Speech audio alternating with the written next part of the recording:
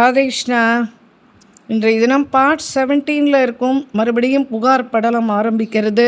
கோபிகைகள் இன்றைய தினம் யசோதா கிட்ட வந்து, நீ என்னமோ கிருஷ்ணனை ரொம்ப உத்தமமான குழந்தைன்னு நினச்சிட்டு இருக்க, ஆனால் அவன் எத்தனை லூட்டி அடிக்கிறான் தெரியுமாம்மா.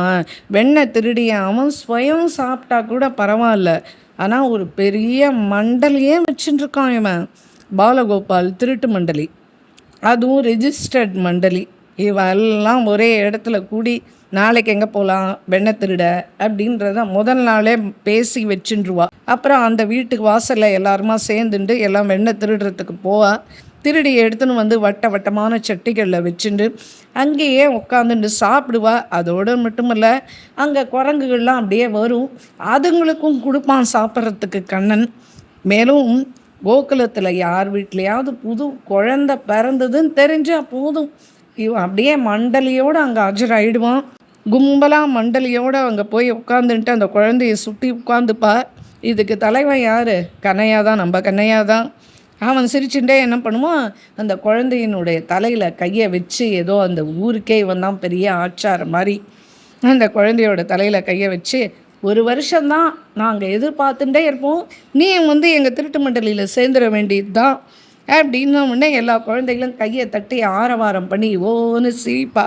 அதுக்கப்புறம் என்ன பண்ணுவான், வெளியில் வருவான், ஒரு அடுப்பு கறியை கையில் வச்சுப்பான். யாராத்துலையாவது இவனுக்கு வெண்ணெய் கொடுக்கல, வெண்ணெய் இவனுக்காக அங்கே வைக்கலை அப்படின்னா போதும், அந்த கறியிலேயே அங்கே ஒரு படத்தை வரைவான். உடஞ்சிட்டு அவன் சொல்லிடுவான், யாராத்து வாசலில் நான் இப்படி வரைகிறானோ அவளுக்கு பசினால் வாட வேண்டியது தான் அப்படிமா. உடனே குழந்தையெல்லாம் கையை தட்டி சிரிக்கும். இதுக்கப்புறமா அப்படியே நடந்து வரா கோமலாவோட வீடு.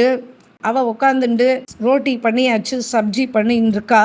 இவன் அப்படியே அந்த ஜன்னல் வழியாக எட்டி பார்க்குறான் கோமலாவை. கண்ணன் அவனுடைய வசீகர பார்வை, குழந்தை தான் ஆனால் பார்வையை பார்த்தானா அதிசயமாக இருக்கும் அந்த வசீகர பார்வை. இப்போது எல்லா குழந்தைகளும் பின்னாடியிலேருந்து கண்ணன் மேலே சாஞ்சுண்டு அந்த கோமலா என்ன சமைக்கிறான்னு எட்டி பார்க்கறதுகள். அவள் என்ன பண்ணா, அந்த சாகு பண்ணிகிட்டே இருந்தவ ஏதோ காரியமாக உள்ளே போய் ஏதோ எடுத்துன்னு வரணுன்றதுக்காக போனான். அவ்வளவுதான். உடனே கண்ணன் எகிரி குதிச்சான் உள்ளே. ஒரு சொம்பு நிறைய தண்ணியை எடுத்தான், அந்த சட்டியில் அப்படியே கொட்டினான். அந்த கூட்டு பண்ணிட்டு இருந்தாலே அந்த சாகு சட்டியில் கொட்டிட்டு அவ்வளவுதான். ஒரு கையை தட்டி எல்லாரும் அங்கேருந்து எஸ்கேப் ஆயிட்டான்.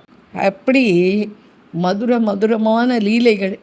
எங்கே கேப் கிடைக்கும் உடனே ஏதாவது ஒரு குறும்பு பண்ணலாம் அப்படின்னு சொல்லிட்டு கண்ணனுடைய லீலைகள் மேலும் தொடர்றது அடுத்த எபிசோடில் பார்ப்போம். ராதே கிருஷ்ணா.